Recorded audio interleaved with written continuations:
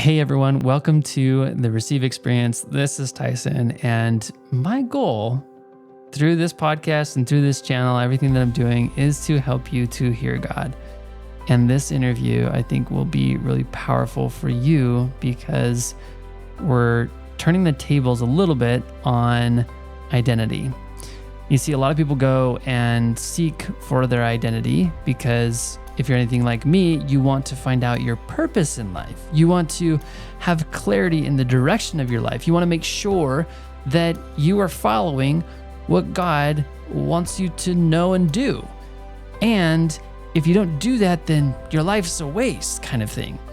And this has been tricky for me, but one thing that this interview that I have with Steve Petermeyer, one thing that he shares that is really powerful is that sometimes we treat identity like we would a Enneagram assessment. What's my number? What's my personality profile? If I can just understand that, then I can solve my life's problems. Then I can live into more purpose, more peace, more direction, more clarity.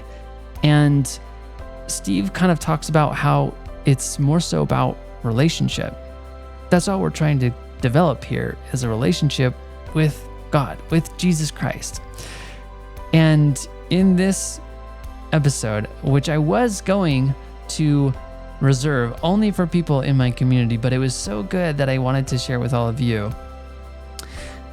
What we talk about is just the pillars of what helps us live a more free life and how to truly live into your identity, the identity that God has given you.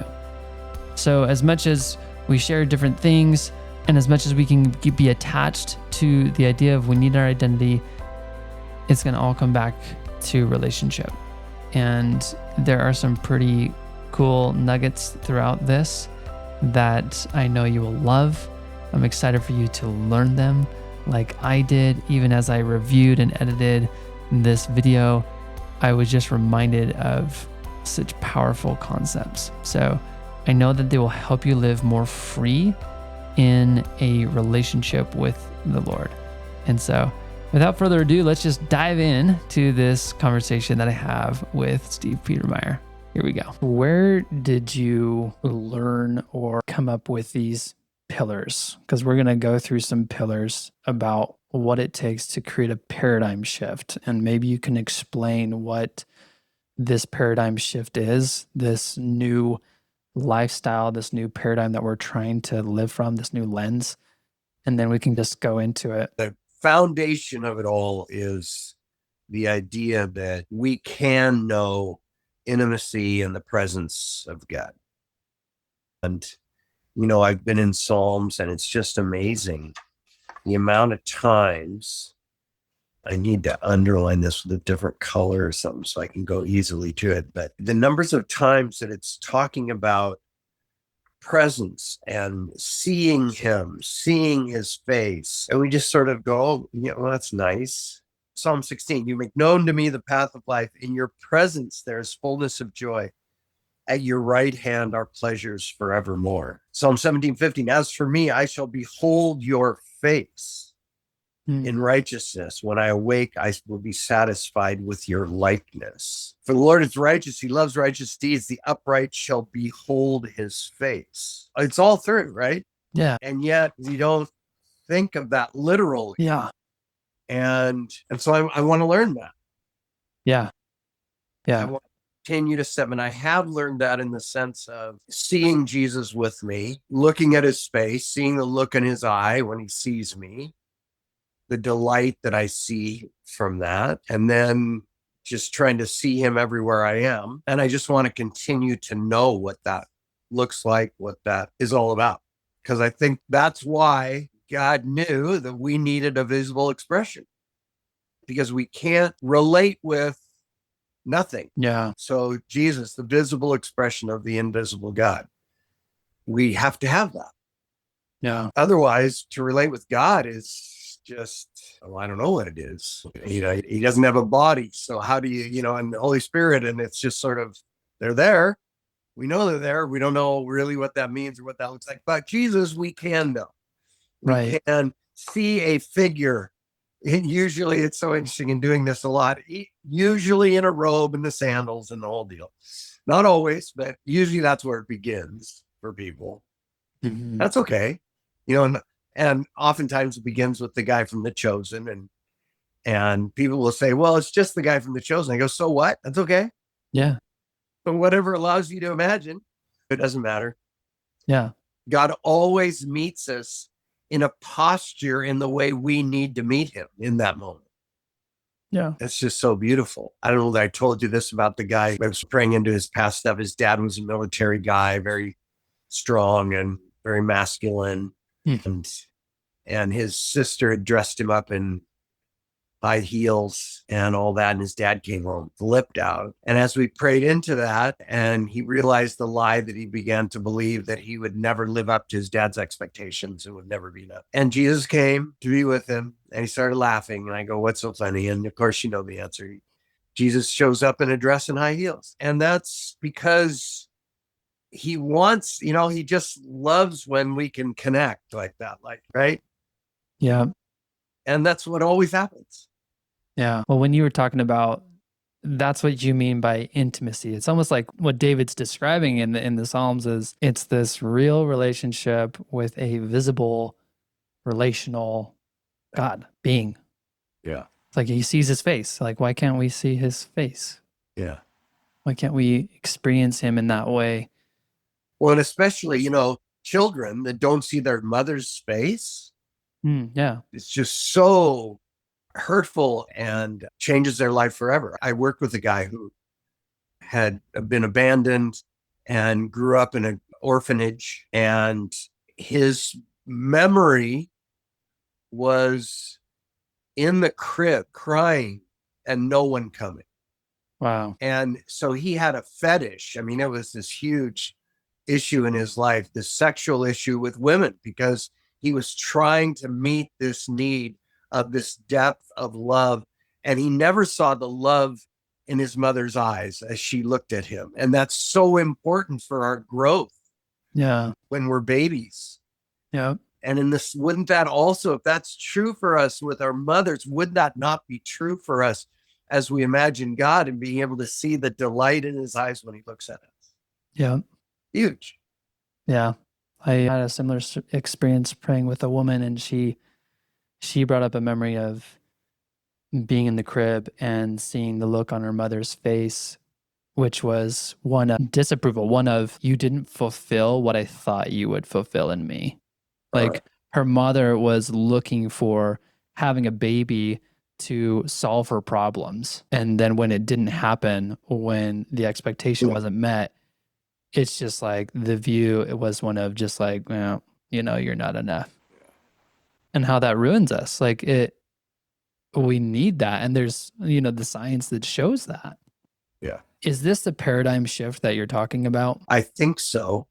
Yeah. For me, it's been a huge paradigm shift. It's the biggest thing probably in my identity of being a beacon of hope to people is to talk about your relationship with Jesus can be different than it has been. Yeah. And they go, well, what do you mean? And then it's being able to actually take them through experiencing that. And now every time I take people through, unless the Lord specifically says not to, I'm always leading them into seeing him come to them and appear to them, but then always touching, always. And it's something about the touch. And I want you to imagine, because they'll go, well, what do you mean? I'll go, I want you to imagine what it would feel like for Jesus to come to you and put his hand on your shoulder or on your head or put his arm around your shoulder. I want you to feel it. What do you imagine that would feel like? Just feel that. Yeah. And it's profound. And then something God's been doing with me, well, I just did it this morning again, is he'll put his hand right here in the middle of my chest. And when he does that, it's like something happens.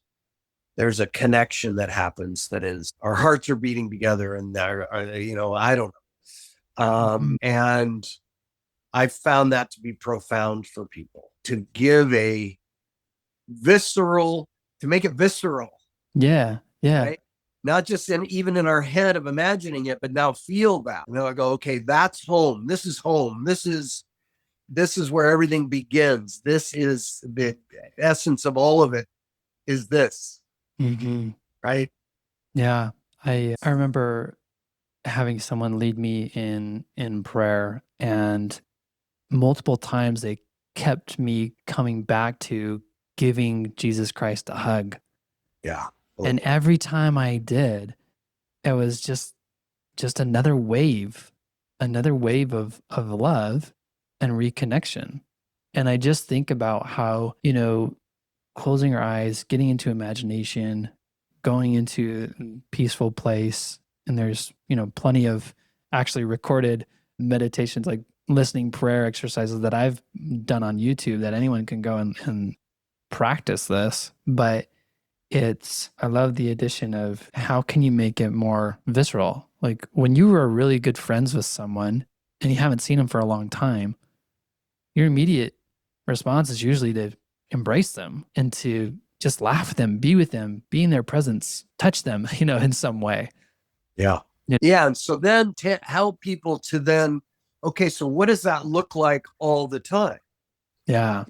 So what would that look like when you're driving to an appointment? Okay, so where's Jesus? And what does that look like? For me, it's often just putting my hand out and imagining him putting his hand in mine, and I can feel his hand. And like, here we go. We're doing this together, right? Kind of. Yeah. Then what does that look like through your day? And if you're working out, what does it look like? What do you imagine if Jesus is with you? What, all of that. Yeah. Well, even I feel like there's been multiple times, and even now as I just put this into practice, a lot of times I can feel like Christ's hand on my left shoulder, and he's just like, it's just his presence that's there. That's like, I support you. Like you're doing great. I'm right here. You go get it. Yeah. Yeah. Yeah. Well, and then to realize that in order for this visceral connection with Jesus to happen, as you step into this, it will mean letting go of other things, right? Because we aren't transformed until we make room, and we're so full up, and it's releasing things. It's letting go of things. It's releasing things that take our attention and take our time, whether it's shopping on Amazon, or it's a little too much wine, or it's Netflix, whatever the things are. Right. Then it will be the process of God allowing us to go through a grieving process as we let go of those things. Yeah. At the right time. Now, God is beautiful in it. I don't believe he forces us to get rid of these things. I think it's a process of us becoming dissatisfied, right? It's that old thing, we don't change anything until it doesn't work anymore. Yeah. And so when whatever the thing is doesn't satisfy anymore, and as we have these visceral connections with God, and as we are more and more connected, then these other things will naturally fall away. And a huge one for me, and I don't know whether we talked about this before, but this has just been in the last 2 years, is letting go of relationships. And I don't mean like totally letting go, but having the need for them in the same way has changed. And the way it changed was a very close friend, and it was a new relationship, but very close. We hit it off. He's a young guy, and we did a road trip together, and it was amazing. And I remember, that song by Brandon Lake, Gratitude. Oh, I think I've heard that. Yeah. Oh, amazing song. I remember this guy lived in Texas with his wife and 4 kids. And I just came back from a trip there, and it was the most amazing thing to experience something I've always longed for, because I never had a brother. And it felt like I got a brother, and I got this person that just knew me, and we had so many things in common. And I drove after driving home from Dallas, I came into my garage, and I just had to stop, and I was weeping, just so grateful for this experience I'd had in this relationship that just blew me away. Yeah. And then God took it away. And I still know the guy and we still meet and talk sometimes. But it's not like it was. I mean, it just totally changed. And it wasn't because anything happened. It's just, I believe God allowed me to go through that. And then you've heard of joy exercises, haven't you? Yeah, but maybe you can explain it a little bit. It's where you can go back in your imagination to a joyful moment. Yeah. And relive it. Yeah. And ask God what he wants to tell you about it, what he wants you to learn from it, and be back in a place of joy, because our body, when you go through that process, believes you're actually there. I mean, so we can experience joy anytime we need to. I was dealing with some of that. I was I was feeling sad, and I went back to that moment in the garage. And then Jesus said, I want you to relive this now with me. Hmm. And that was a huge part of the healing process for me, because he always wanted to be that person for me, not this other person. Jesus wanted to fill that spot where I encountered something I'd always longed for, and he was to be the one to be, not some other person. And it's been this very difficult. I grieved for probably 6 months, this relationship. I mean, it's still emotional for me. It was that kind of amazing thing that had happened for a period of time. And then every time I get to that place, it's like, oh yeah, because that's for you and me. Oh, yeah. And so I believe God wants those things from all of us.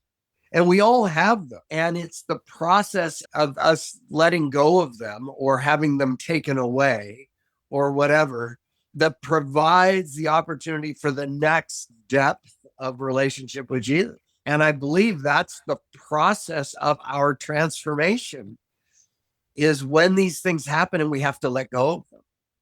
Yeah. So in your journey, even with this relationship, was it just at one point the Lord was just like, I don't want you to spend as much time with this guy? Or how did that look? No, What was that like?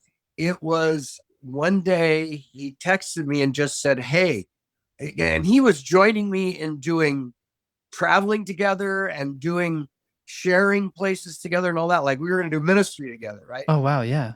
And he texted me one day and said, hey, I've gotten caught up in this because I love it.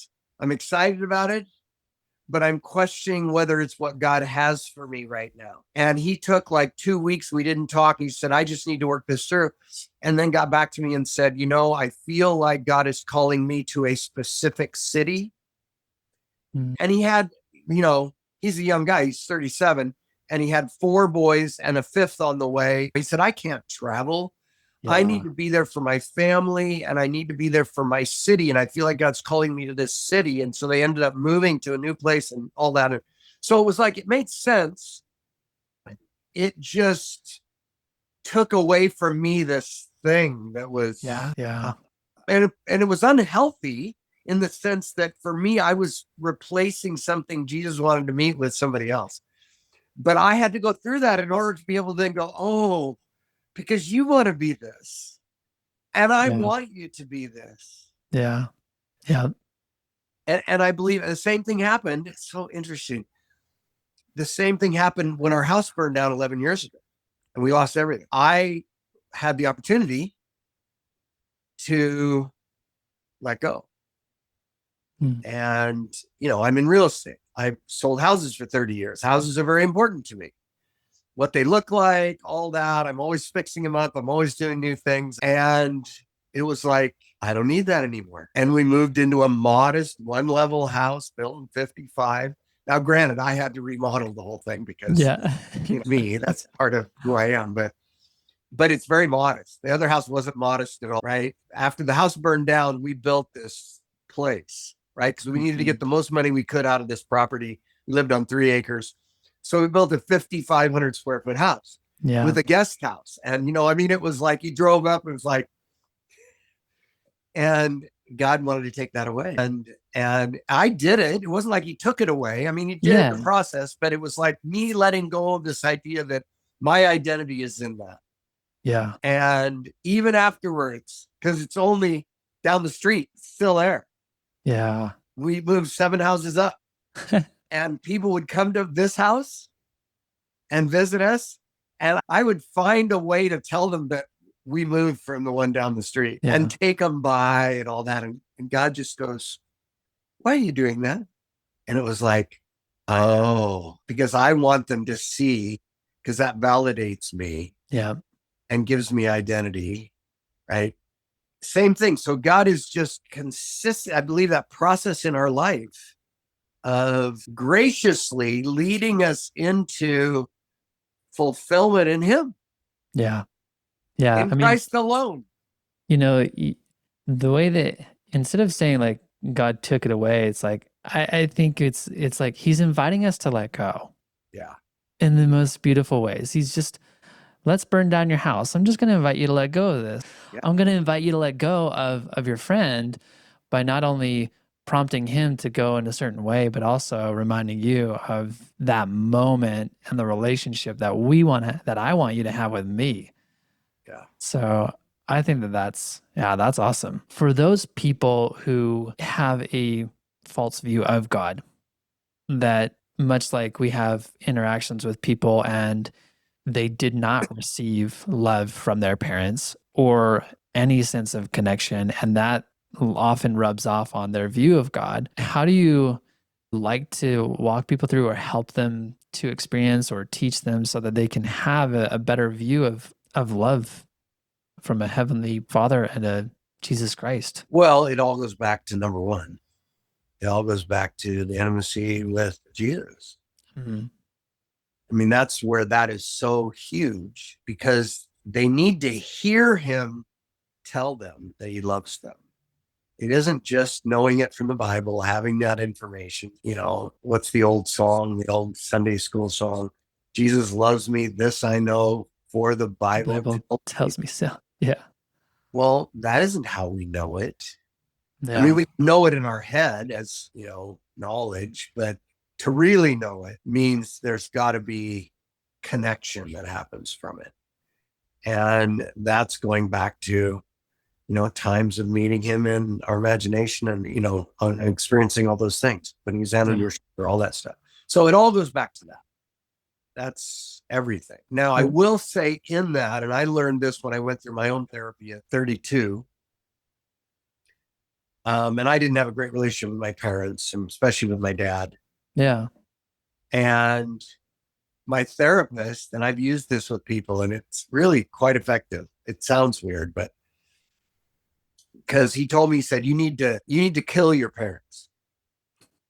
Your idea of what they needed to be for you needs to die.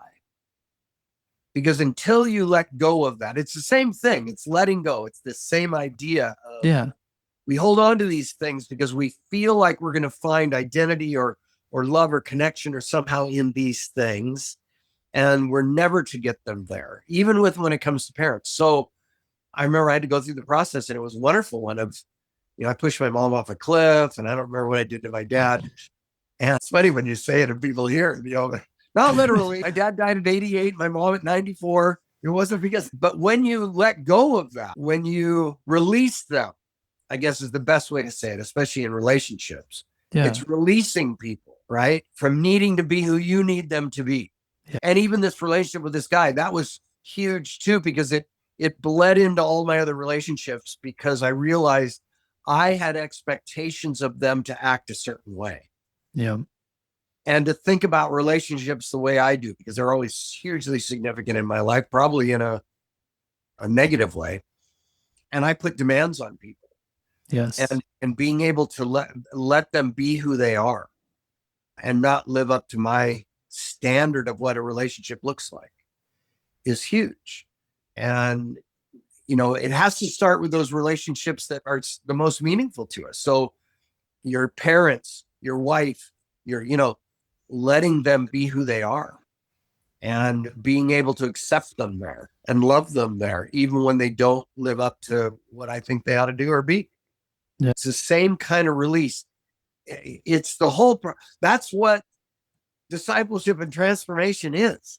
Meeting Jesus being connected, and then growing in that connectedness by releasing these things, letting go of these things that we've thought were what we needed. Yeah. I've learned it once that with any relationship, we unknowingly create a manual, a book of rules in which we think they ought to follow. And in building this manual, our goal is to chuck it in the trash and to throw it away, is to burn it. Yeah. And that goes to expectations and rules that you have around how you think your parents should act, how you think your children should act, how you think your spouse should act, how you think other people in the world should act. Would you say that that's partly why forgiveness is such a huge concept in helping people to hear God? I've heard that, and I've seen it and experienced it with some of my clients and people that I pray with, is that sometimes the blockage to being able to sense God is just forgiveness. Yes. And I would say this is huge. Most people have a forgiveness problem with God. Because that whole idea of expectations on other people, well, we have it with God. We have these contracts with God. You have to act a certain way. And if you don't, I'm out. That's how we relate with him more than anything else. And so this process isn't just one of learning to let go of these other people and of these things in our lives, but learning to let go of God as we perceive how he should be. Yeah. Because he's not going to fit into any of it. And we get frustrated by it, right? Yeah. Most people that are frustrated at God are frustrated because they have built God into what they think he ought to be for them, their own sort of rendition of God. And then when he isn't, they get upset. Yep. Yep. And so it's seeing those contracts for what they are, these kind of contracts we make with God.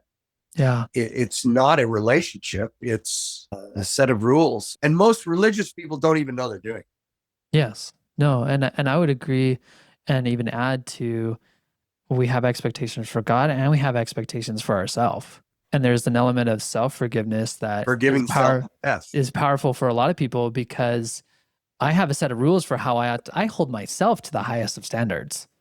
Yeah. And I rarely meet them. And when I keep not meeting them, I keep this inner frustration going on, this inner conflict going on that separates me from God and from myself and from other people.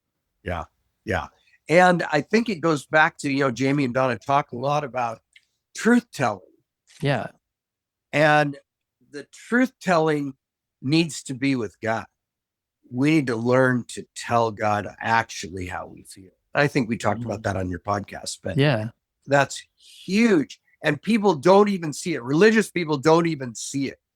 Yeah. And recently I had a guy where I just go, okay, I just want you, we're not going to meet for 2 weeks. And I just want you to be as brutally honest with God as you can every time you meet. Just work on that. Just work on that. How do you feel? And what does that say that you believe about God that you feel that? And tell him, because they're really bad at doing that. Yeah. Yeah. Sometimes I'll tell people that everyone has an unconscious anger towards God, because everyone has had unanswered prayers. And we all think that God should answer prayers in the way that we think he ought to answer them. Yeah. And so because it's such a common occurrence for us to pray and ask for something and not receive it, that's an unmet expectation. That's something that we get frustrated over. Just like if I told you, hey, I'm going to ask you, let's meet up for lunch, and you don't show. That's an unmet expectation. That's an unmet need that you didn't fulfill. And that's kind of frustrating, especially if you keep doing that, Yeah. And so I do agree that when we can tell the truth, it allows for this deeper intimacy with God, and it's the same not just with God but with real relationships when we can tell each other the truth. Yeah. And even be aware of how we feel truthfully. Yeah. Because you don't always have to say it, but I think it's important to be aware of it. Yeah. It's like my wife will ask me to do something, or somebody else will ask me to do something, and I don't want to do it. Mm-hmm. It's really important to recognize that you don't want to do it. Yeah. And that's okay. But I'm choosing to do it anyway, so that you don't lose yourself in trying to sort of please people. It's really important to just be aware. Okay, I don't want to do this, but I'm going to do it because I choose to love my wife. Yeah. So that we don't just fall into just doing what everybody wants us to do and losing yourself in that. Yeah. The other day, I was doing a podcast interview with a pastor friend of mine, and it was really neat because we both really practice this listening prayer. And in the process of me starting out, I started us off with a prayer and asked an open-ended question and for us to receive. And then he went into prayer and he's just like, Lord, I just got to confess, like right now, my mind is just a mess and jumble. There's so many things on my mind. And that was so refreshing for me to hear. And it just opened the door for our prayer experience, our communication with God in that moment to be honest and truthful and just like, Lord, I'm not hearing anything. This is hard. All I sense is this, I sense that. And it was really powerful. It's something that I hadn't really experienced before, mainly because most people I pray with, they aren't practiced in listening prayer and almost this three-way conversation kind of thing. I think it's powerful and important that it is a concept of truth telling. And we did our podcast that we did really went into depth on that, which I think is powerful. So you shared with me kind of like the pillars that you like to share. One is knowing him, this intimacy, and that is exemplified in the Psalms and in other areas of scripture. And then another pillar is that of trusting him. And is there anything more that you would share on just like trusting God? Well, I think that gets to the one I'm working on, the childlike nature. Yeah. And I was just this morning, he just said to me, I am with you. You're on a need to know basis. I will lead, receive, trust as a child. And I keep going back to we're going somewhere and our kids want to go. They just want to go because they want to be with us. That's all. That's all. Hmm. I want to continue to learn more about that. I'm still in process with it, but it's that blind trust. And again, I don't need to know, just trust and feel his hand and know that we're just going to walk in this together. And that whole issue. How do we do that? What does that look like? And for me, because I work with a lot of young guys that have young children, they totally relate to it. Yeah. And then learning to then, well, how do we do that? What does that look like? What keeps us from that?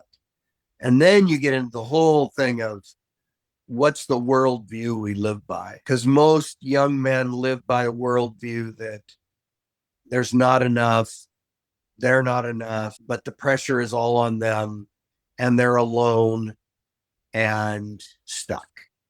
Yeah. So then what's the other worldview? That's the separate worldview. We're all separated, and so we just need to get ours and don't worry about anybody else. And all.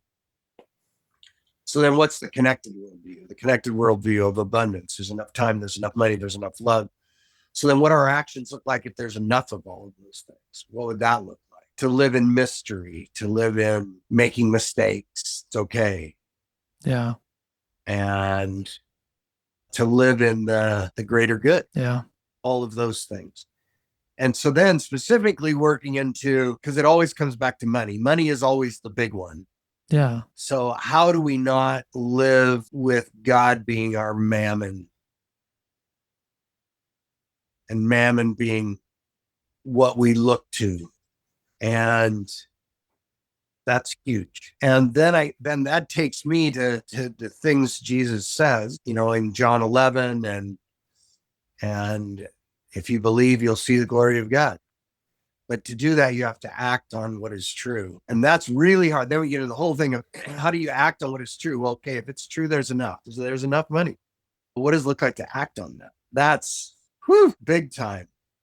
Because in our culture, we don't know how to do that. Yeah. We have to know. We have to have a safety net, all of that. And you can't learn it with a safety net. So you can't learn to truly trust God until you're in a situation where you have to trust God. And most of us work our whole lives to build up where we don't have to trust it. Yeah. That's the whole thing of money, right? So we have to have the savings account. We've got to have 401k, we got to have the retirement plan, we got to have all that stuff. And then we can learn to trust him. Well, you can't. You won't ever learn it there. So then, it's like, okay, well, how do I learn it then? Do I have to get rid of everything? Right. Maybe not. I don't know. Yeah. In some ways, probably, or maybe not having to. No, even then. I mean, like we're talking about with this friend and my house burning down and these things, like you can't learn it until you don't have it. So can you really? I'm not sure. I'm not sure that you can learn to trust God for finances if you have finances. I think in my own story, because I would say like my financial situation, I wouldn't say is ideal. It's not ideal in the sense that I feel like there's more expenses going out than income coming in. And what I witness is a shrinking of the bank account. And it was last year, around the first 4 months of last year, where I just went to the Lord again and again with this scarcity. Mm-hmm. I was just like, oh, Lord, because he was asking me to write a book. And I was writing a book with all my time. And that means no time for marketing, no time for doing the things that would create the funds to provide my assurance and my security. And so here I am living off of a draining bank account. And like, even to this day, like the Lord just continues to provide. And in those four months last year, I came to a place of talking with God enough times that he's just like, Tyson, I've got you. I want you, like, I really do. And so the fear and the scarcity in terms of my own finances is a lot less. Like I rarely think about it as much. And there is still that question in the back of my mind. I'm just like, Lord, like I'm willing to go to the place where it's empty. I don't know if that's where you're leading me and where this will go, but I'm just going to keep doing what you've invited me to do, trusting it's going to take care of itself. Yeah. And and that's beautiful. And yeah. God took you through that process. But could you have gone through that process if you had $500,000 in an account? I think it would be different. No, it wouldn't. It wouldn't be it would totally be different. Because the level of scarcity would be lessened because I have such a big cushion. Yeah. You can go get the money out anytime you need it. Exactly. Yeah.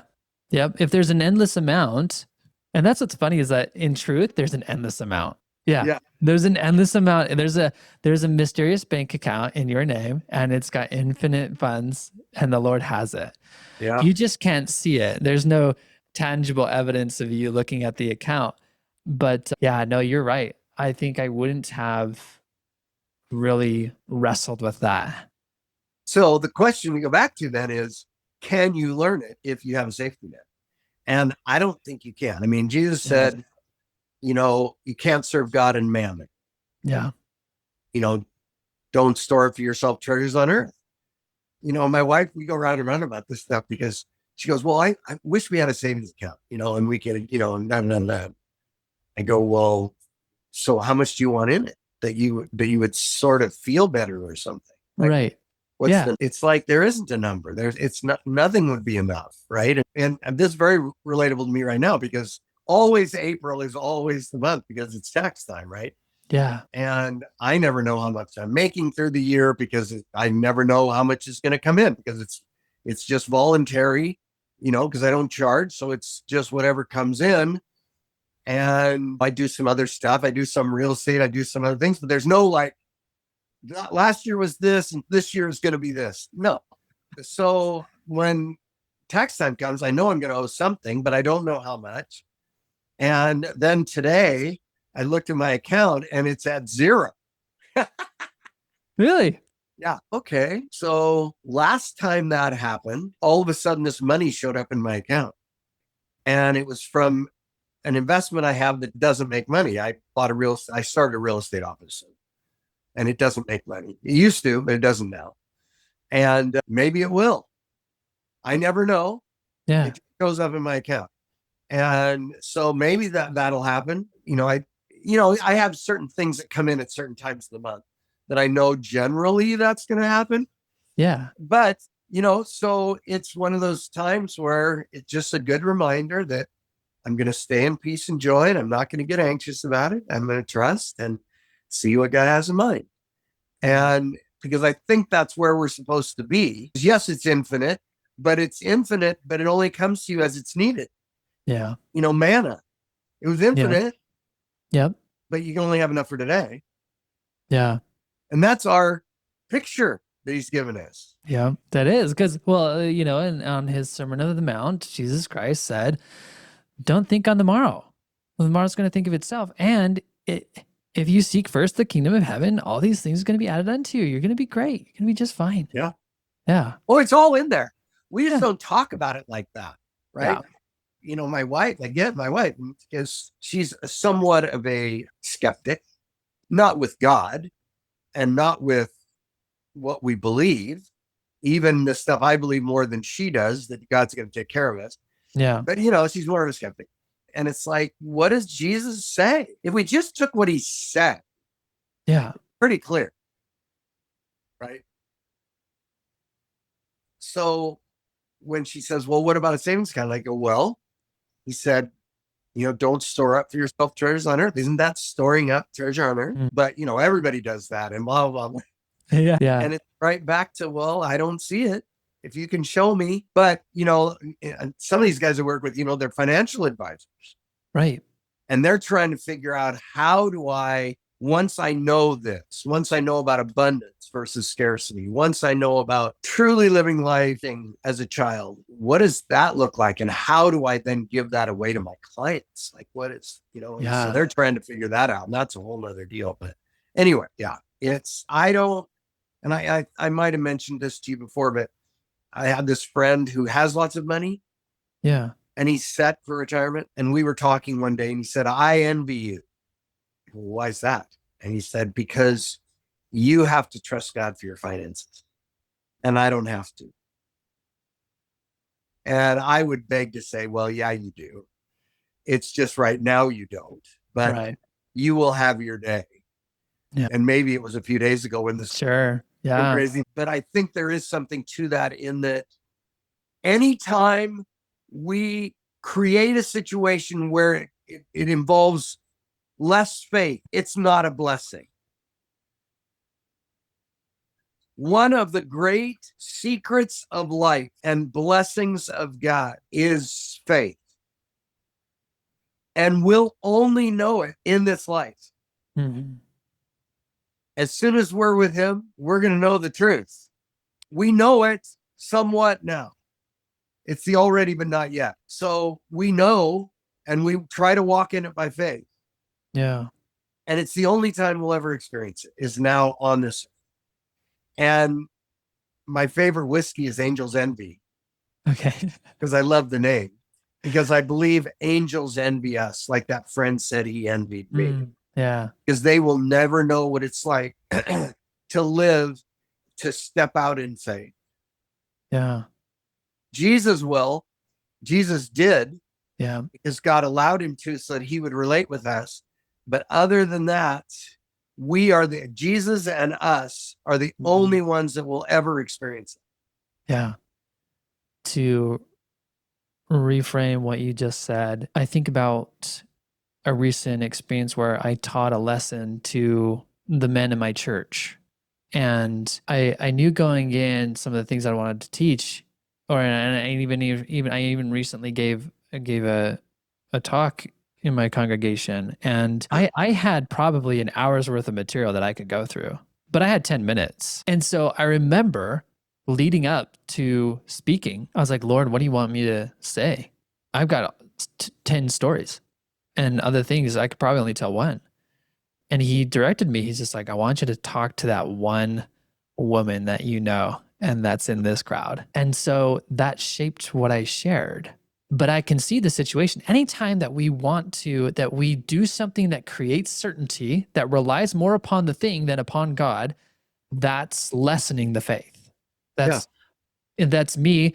If I prepare a talk and read it word for word, then I execute that, I'm relying upon the talk and what I've written as my security. Yeah, commandment. Yeah. What you were, Versus the real time, generative, moment to moment, sensing this whole experience and knowing God's with me right here to be able to speak and to be yeah, here. yeah, Yeah. yeah. I love This is that. so good. This is a blessing to me today, Yeah. just to have this conversation with you, because this morning I was letting this anxiousness Yeah. hit me for a couple of things. One, the financial thing. And the second thing, I'm going to Dallas next week to speak to non-believing contractors at a convention. And I needed to hear what you just said, going in, not relying on what talk I might put together, but relying on the Spirit of God to give me the words to share in that moment in the way He wants it shared to these people. That's great. Thank you. And that's the whole idea of the separation worldview and the connected worldview is if I know that I'm enough, that there's enough, and that I'm going to be loved either way. And this is also proven in the attachment theory that children who have a secure attachment with their parents are those that like feel loved and then they go and explore. They go and explore and they Yeah. mess up. Like I've got a 2-year-old boy and he has no concept of failure. He just does stuff and he just Yeah. experiences life. And so when you were talking earlier about being a child, I envy my son, how he can just go and he experiences life. And when things are hard, he openly cries Yeah. about how hard it is Yeah. and about the hurt that this causes him and what's been stolen from him because I just took his binky away, and so this openness, this security that we get from God, that he really is there and he's going to help us in whatever we're walking into. So So, this was yesterday. I'm in Psalm 34. okay. This is so relevant. Oh, taste and see that the Lord is good. Blessed is the man who takes refuge in him. Oh, fear the Lord, you his saints, for those who fear him have no lack. The young lions suffer want and hunger, but those who seek the Lord lack no good thing.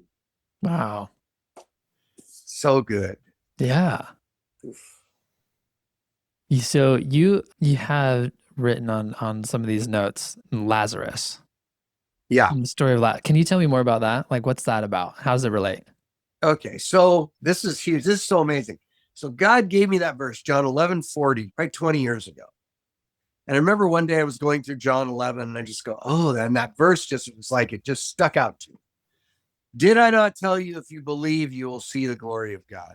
And I remember thinking, I want to believe because I want to see the glory of God. I didn't know what that meant. Yeah. And the last 20 years have taught me that through the difficult things. But what I realize is this is all how we learn to walk in our identity. Because people go, I know my identity, but I don't know what to do with it. This is how we use it. So Jesus walks up to the tomb and he says, Lazarus, come out. And he acted by faith on what is true. Okay. I don't believe he knew that Lazarus was going to come out. He knew by faith he was going to come out. But I think it was like, I hope this happens. But what he did was he just acted on what was true. He is the resurrection and the life. Therefore, because of who he is, his identity as the resurrection and the life, of course he can speak, come out, and raise him from the dead. And in that sense, it's not a miracle. It was just him acting on what's true. So that's how we take our identity and act by faith on what is true about us. So can go by faith. And I haven't asked God yet what part of my identity I'm going to be bringing next week, but it's usually, let's say it's beacon of hope, because that's usually what he's been using lately. Yeah. So I can go and trust him to give me the words to say that are going to be hopeful to these people because I'm beacon of hope. Yeah. So I can act by faith on that. Yes, I'll speak at your group. I'm not a contractor. Well, I sort of am, but not really. And I'm speaking to these salespeople and I'm going to have something significant for them that's going to bring hope because that's who I am. And I'm acting by faith on that. That's why I'm going. Otherwise, why would I go? What do I have to say to these people? So when we do that, we will see the glory of God. You have to do it by faith. It can't be, I just know this is who I am and I never do anything with it. So say somebody is, there was this one guy, I loved his identity. It was, something grand of light. Anyway, he was a bringer of light, say. Sure. Yeah. So I said, okay, well, where do you think you need to go then as a bringer of light? Well, he said, I need to go in dark places. I said, well, where are those dark places? So asking God, where are the dark places that I can go by faith? Scares me a little bit, but I am bringer of light and I want to bring light. So I will go there. Where are those places? And then you act on that. That's how you use your identity. So if somebody is bringer of joy or conqueror of joy or whatever, then what does it look like to bring joy into the situations you have for today? Ask God how to do that and then do what he says, because you will be bringing joy. You will be living out your identity and you will see the glory of God. Yeah. Umpteen examples of guys doing that. Then you can also take not just having to do with your identity, but you can just take what is true about situations and learn how to bring that truth alive that brings the glory of God. For a guy he and his wife are struggling, stupid little things. He was telling me about how it's going crazy because his wife, the way he empties the dishwasher, she keeps getting upset at him about it. Right. It's driving him crazy. Did I tell you that one? No, but keep going. Just little things, right? They're struggling and it's coming back to this issue of the dishwasher. And I said, okay, so what's true? What's true about God, about you, about your wife? He said, well, what's true about God is that he's enough and that I can know he's enough. I can let him fill me to be enough. Okay, that's good.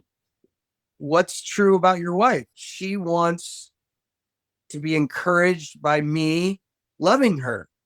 And what's true about your role? I'm to love my wife. Okay. So God, what does it look like to act by faith on what is true? And we asked God together and he said, do it the way she wants you to do it. And so he just started doing that. Yeah. And it's changed their relationship. Yeah. Because we get caught in I'm not doing it the way she wants just because she wants to. And if we just stop and go, okay, God, what's true? What's true about you? What's true about me? What's true about my wife? And then act by faith on that. Yeah. So we can learn how to solve a lot of the stuff that's going on by acting on what is true. And Jesus is the way and the truth and the life. And you think about even that, because we know he's the truth. We know that the truth sets us free. But other than that, we don't know what do you do with truth? Yeah. It's another one of those things. It's just truth. Yeah. What Sounds is truth? wonderful, but what do we do? What do we do with that? And it's the same thing. We'll just act on what is true. Act by faith on what is true. It might be scary sometimes. And it changes things. Yeah. Yeah. I'm trying to think because, I was thinking about earlier the living by faith, living in the security of God, and how I can see myself, and maybe even an example of people who say, okay, I'm going to let go of the seeking security through finances. Okay. I'm going to let go of that. But I want a lot of things. Like, I would like to go on a cruise. I would like to buy a new dining room table. I'd like to purchase all sorts of things, and you need funds to do that. And I guess, how do you approach the desires that we have, but also maintain this idea of like God's providing, Okay, so this is beautiful. In the Bible, money isn't bad. Yeah. The love of money is bad. Yeah. But the money, there's nothing wrong with money. And the way God always uses money is for relationships and community. It always is. And when we use what we have for that, that's the test. Because God is relationship, right? He's 3 in 1. He is relationship. And everything God is about is relational. It's always relational. So anytime we're using anything we have, whether it's our gift, whether it's our identity, whether it's money, whatever, When it's for relationship, go for it. Yeah. That's the test. And so Yeah. I think you need a new dining room table because you want a dining room table, or Right. because you want to have people over and you want to have a place for everybody to sit, and go for it. I just bought a new barbecue grill because we have people out in our outside area, covered outside area all the time. We love to have people over. We host all the time, and that's our place. Yeah. And I don't have any problem spending money on that. Now, I'm still going to ask God, make sure, Right. what do I need to know? Yeah. But he always leads us into that kind of stuff. It's always for the greater good, giving it away. It's always relationship. Yeah. There was something earlier that you mentioned too about just like walking in our identity and how, like, how do we figure that out? Like, how do we figure out how do I do my identity? And one of the things that you mentioned was the example of, okay, if you're a bringer of light, thinking of, okay, well, if you're a bringer of light, you need to go in dark places. If you're a bringer of joy, it's like, where's less joy? Like, where does that identity thrive and come most to life? And one of the identities that I have is wingman. And I'm starting to like think this through a little bit more recently. And I'm thinking about how just encouraging people, like being the wingman to you would be to be someone who encourages you, someone who's like on your side, someone who's supporting you as you lead out, as you just go and you fulfill what God's inviting you into. And there's just so many definitions, so many ways in which we can look at that. But that's such a beautiful thing to continually ask God about is just, okay, Lord, what does it look like for me to be a wingman to my kids, to be a wingman to my spouse, to be a wingman in the grocery store? I think that what helps us in the doing of our identity is to just ask the Lord the question Yeah. of what does my identity do? You know? Yeah. So Yeah. good. Yeah. So is there anything else that you think is important on the concept of just like living out and co-creating with God, just that kind of experience? Well, I think it's the reminder all the time that it's always with, and then let him lead the way. Yeah. Because we tend to. I'm that part of my identity, which is tip of the spear. Okay. That's one of them. Yeah. Because I just go. I God give me something and I'm down the road. Yeah. And my wife's always going, okay, what's coming next? And I have to learn to stop and go, wait a minute, this is with. And it was a great lesson I learned. It's been a number of years ago now, but yeah, I won't go into it. It's too long. But we have these people that we're very close friends with, and they Yeah. do this as well. And we talk about our identities and all that. And we get together every so often. And they, along with my wife, confronted me about, you just go. And what does God say about that? And so I had a period of time just asking God about that. And I realized I'm tip of the spear, but the spear, if it isn't shot or thrown or somehow, it has no power just in itself. And I realized I need a community of people that send me out. That's how it will be most effective as the tip of the spear, is there are people behind that are throwing, shooting, however they do that. That idea that there's this community behind that's making this possible. I'm not just going by myself. Yeah. And that was huge for me. Yeah. And so this idea of with, that it's always from that place, because I think we can tend to get excited about our identity, and just go. Yeah. But it's always together with God. And the power of it only comes from the time we spend getting filled up again, realizing that we are dependent wholly on him and allowing him to fill us up before we go. Yeah.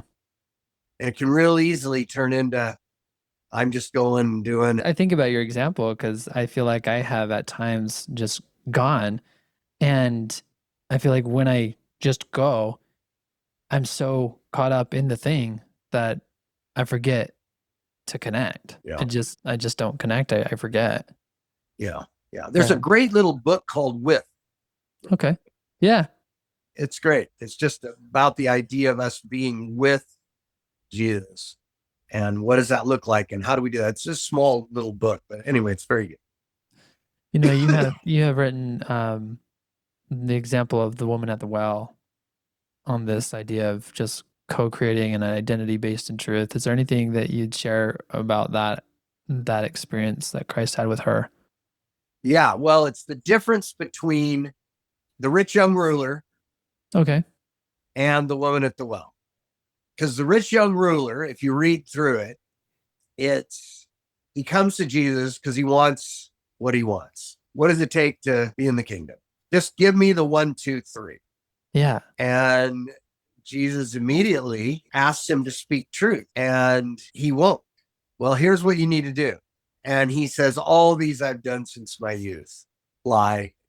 He's not being truthful. He's not, right? God meets us in truth.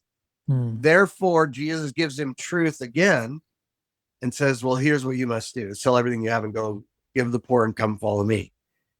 And again, he couldn't handle the truth. He walks away. Now, Right. compare that to the woman, and Jesus asks her questions. And what does she do? She tells him the truth. And, where's your husband? Well, I don't have a husband. He goes, well, you're right. You don't have a husband. And the one you have now is not your own. And then she meets him in truth. Yeah. And I believe the bigger context of it is that I think she comes to understand who she is. And she gets healed. She goes back to the community. So she saw herself as a victim of men. Right. All the whole time. She was a leader of men. Because she goes back to her town in the power of understanding who God is in her and having met him, because she met him in truth. She goes back to the town and she brings them all out to him. She leads now these men out to Jesus.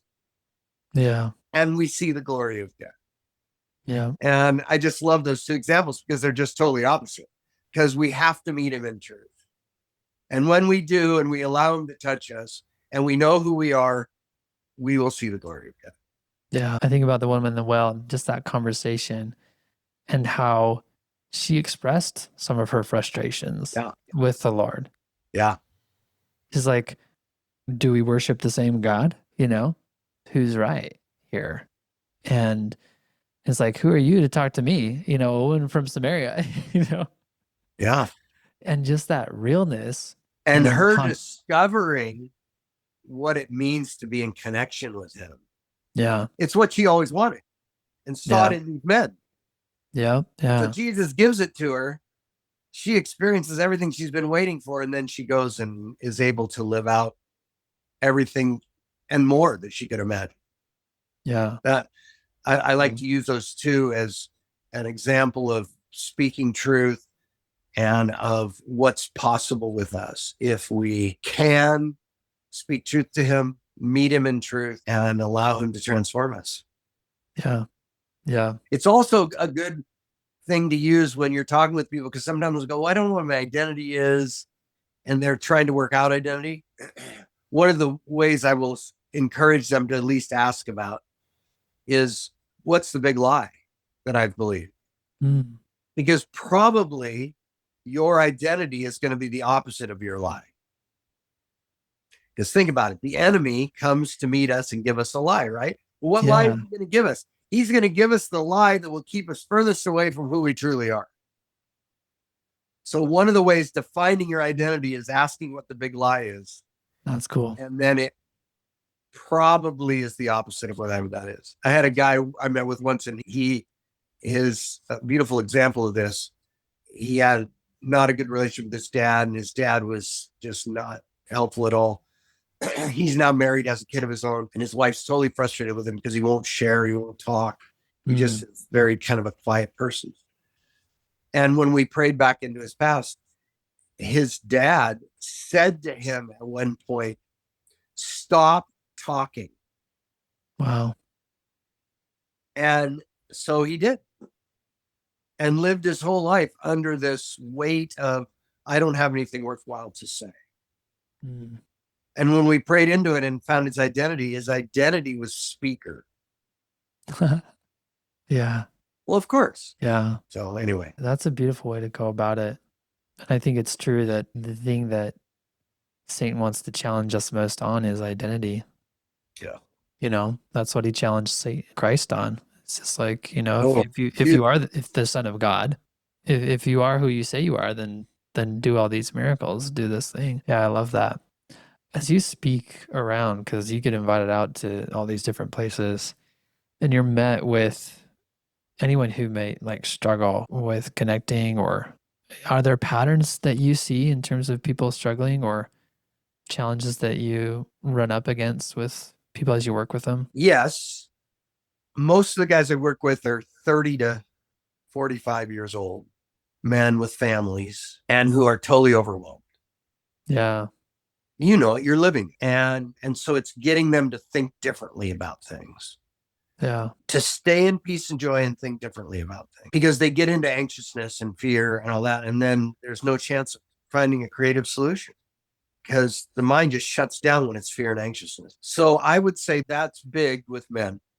Yeah. One pattern that I've noticed, and it would be neat to get your take on it, is that many times for people that are first listening and sensing and trying to hear their identity, they'll get something that is along the lines of beloved son, beloved daughter, precious, something that communicates their value and love.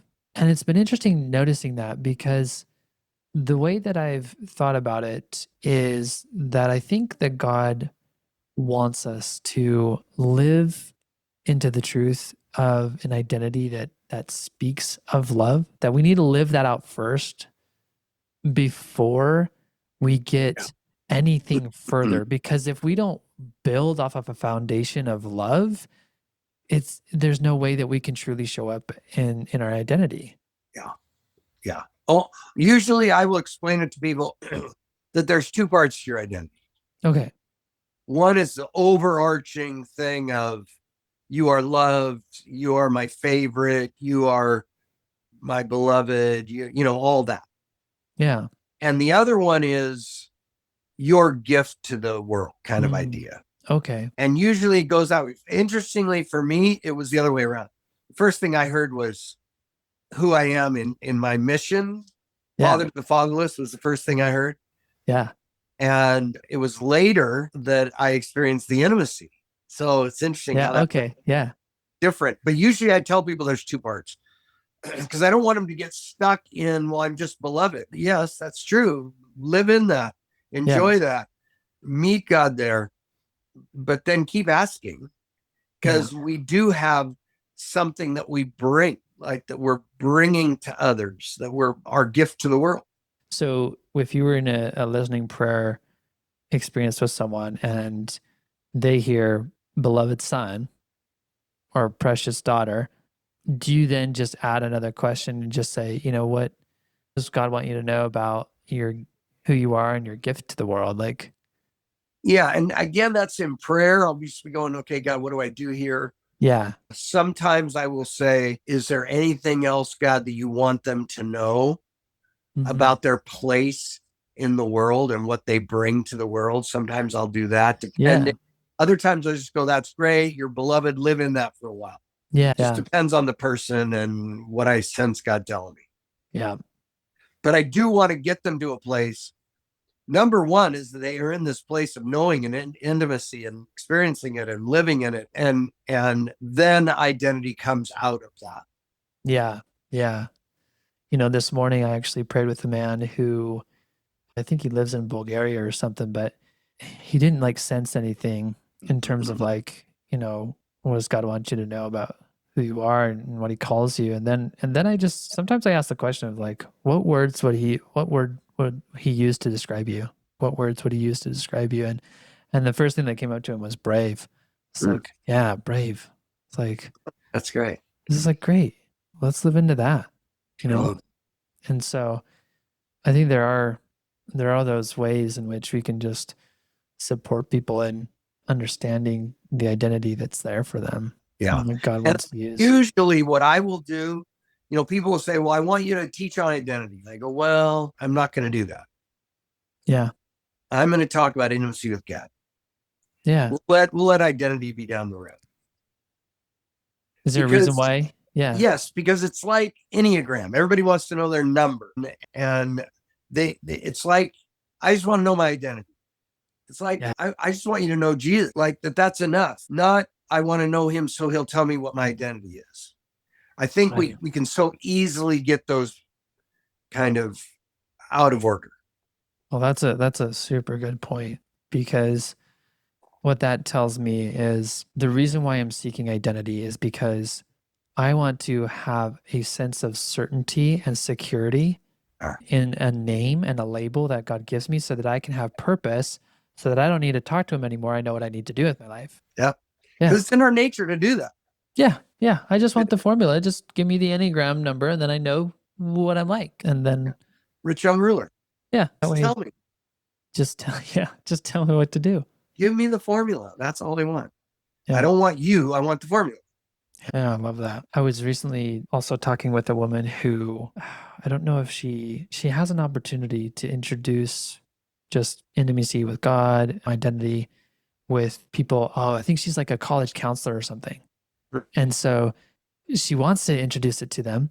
And I was thinking about your invitation to go to speak with a bunch of contractors. And you probably already know this, but I was just talking to her about the secular way of talking about this.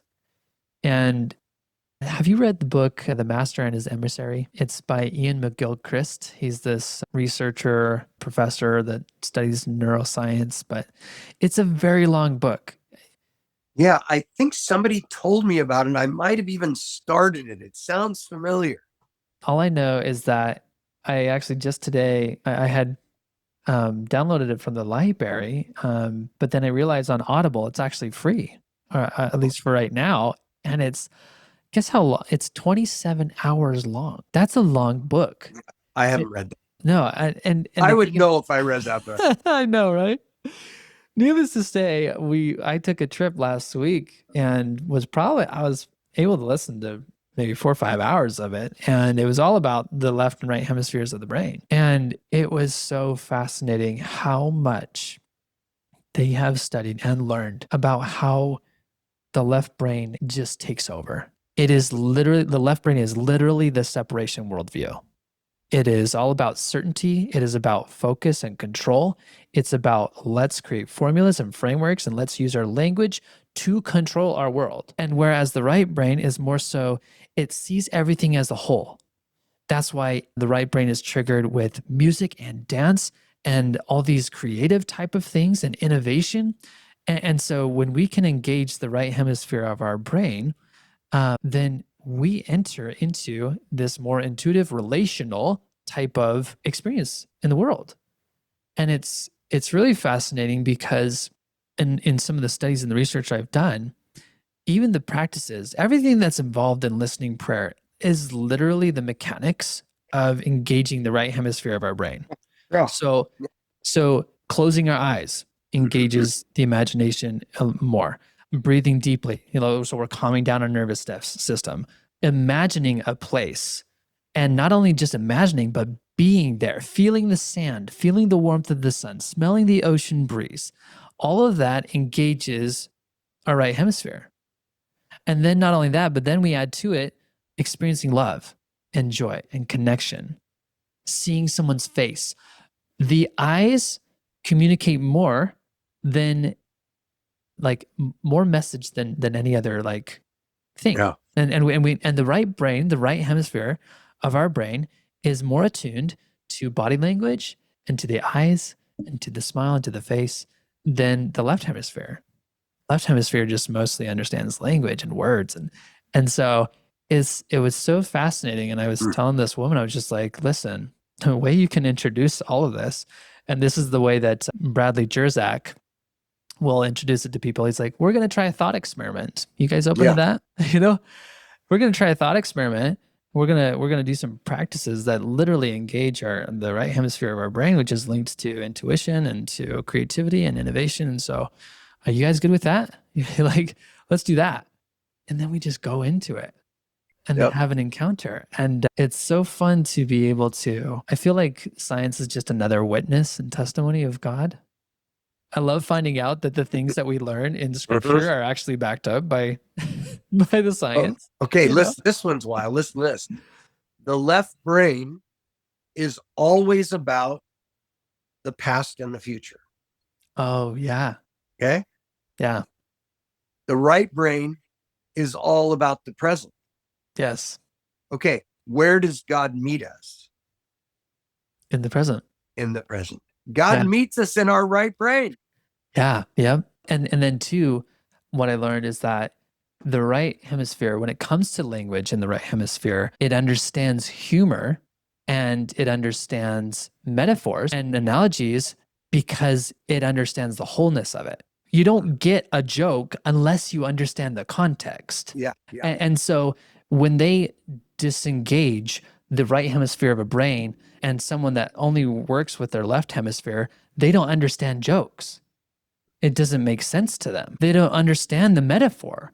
Yeah. So when Jesus Christ is all he's teaching is through metaphors,